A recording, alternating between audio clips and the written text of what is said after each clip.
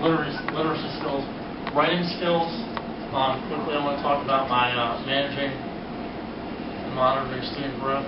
I created this sequence on government power and economy to work with writing skills, and across all three writing samples, I focused on repetition by having students complete persuasive writing cues. I wanted them to do the same activity 3 times, so that, or a similar variation, 3 times, so that they could have that practice doing the same thing. It's one thing to try to teach them how to write a persuasive essay, but then to jump around to something else and they never get to practice that skill again. Whereas I knew I was only there for about 10 weeks, so I wanted them to kind of pile on these repetitions of this skill. And so you can see some student responses on here. There's one student response where I give some feedback on the page itself, and then I also provide students with a rubric, kind of pointing out some good things that they did and also some things that they needed to work on as far as using evidence to back up an argument.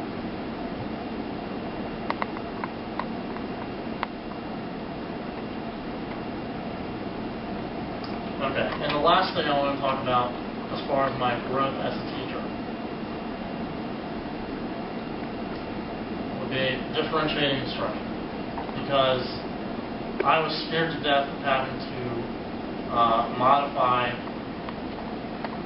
lessons for diverse learners. And I think it's something that probably a lot of new teachers and even veteran teachers kind of shy away from. And if no one's going to make you do it, less inclined to do it. But really what I kind of discovered was that to differentiate your instruction, or differentiating instruction as a concept, doesn't necessarily have to mean making individual adjustments for every single kid, every single lesson. The kind of way that I kind of fell into doing it myself was either within a single lesson or across different days of the week, just mixing up what you're doing. Okay, if you're going to do a lecture for 20 minutes one day, don't lecture for 20 minutes every day, or the next day, or whatever. Okay, it's just kind of doing group activities, doing different types of things, reading, writing, combined with whatever it is that you feel comfortable with the most. And just kind of mixing it up allows you to reach a much wider range of students. And one example I just want to share with you quickly.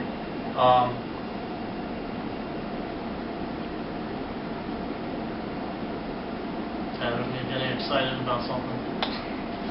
All right, what we did here was we're talking about economic production and activity, circular flow of economic activity within a society, from households to government to business. What we did was, and what I've become a huge proponent of, is using, in this case, magnets to attach to labels or board cards, whatever. Have students come up, stick them on the board.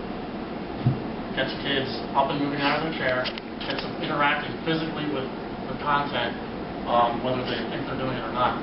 And I actually had one kid tell me something along the lines of, "You tricked us into learning," or something like that, and I kind of felt really bad about it. And I was like, all right, well, I'm going to continue to trick you until your test grade. So anyway, that's just one quick example of how I feel that I differentiated instruction in the classroom, just by incorporating these different types of methods.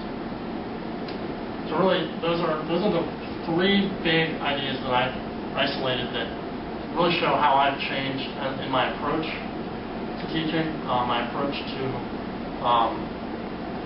content and skills, and really just how I've grown from about a year ago last year. So.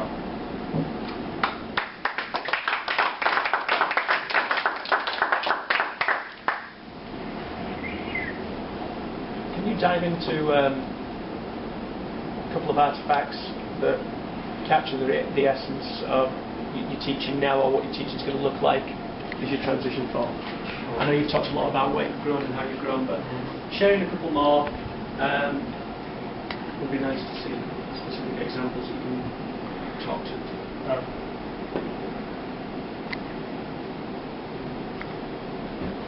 All right, here's something I like. Now, what I did during the course of the internship, I did a lot of things that I was not comfortable doing as far as methodology, because going through school myself, I was a very, adverse, is that the term? Averse, something. I didn't like group activity. I wanted to be left alone, listen to a lecture, take notes, because I had the skill set to be able to understand material by listening to a lecture. Okay, and I could take good enough notes where it made sense to me. What I've realized, and well, over the course of the internship, I've made it a point for myself to do things that were outside of my comfort zone, to just kind of see whether I could make it work and whether I could grow more comfortable doing it. This example is an activity where in groups, students essentially made a sales pitch. They developed a company and a product.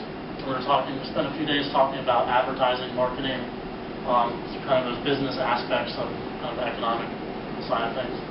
And what students did was they created a product, and they had to make an advertisement. I was going to make this larger. Or maybe I didn't pick the most appropriate advertisement, but one group made a product, an energy drink called Addiction.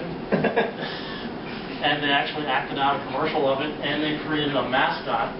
We had watched a series of like Geico commercials and other ones to kind of spark some ideas of how to create a marketing campaign and that kind of thing. And they went above and beyond what I asked them to do. They made a commercial, and they made me a little mascot guy there. I guess his name is the Addict. Anyway. Nice. Yeah. So I can see myself doing a lot more group-oriented things like this, because I felt like, despite kind of my discomfort originally, I can see how it gets students involved in it, and they're kind of willing to go that extra step if you structure the activity in a way that really hits home with them. I consider myself going forward to still incorporate lecture, but in a more structured way, then really to just try to mix things up and see what works best for that particular class. You go to your Jing thing. And do you have your videos up from your presentations yet? Yes. Okay.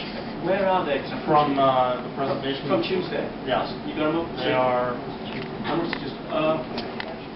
I could not embed a video. That's okay. Okay.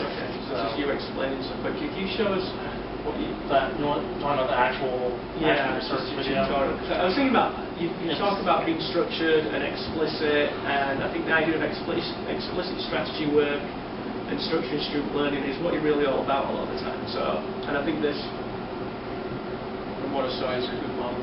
Okay, this is, let me just explain real quick. This is my action research project. I folded it into the reasoning through writing assignment, and I created an online writing tutorial that we watched in class, and students could access it outside of class as well. In which I kind of, using our first response prompt they had already done, I went back and I created what I considered to be a bad model and a good model of a response, and I talked over, or narrated over, what things highlighted, what things made a good response, and what things kind of to avoid. So let me just kind of skip ahead to where I'm actually getting into the whole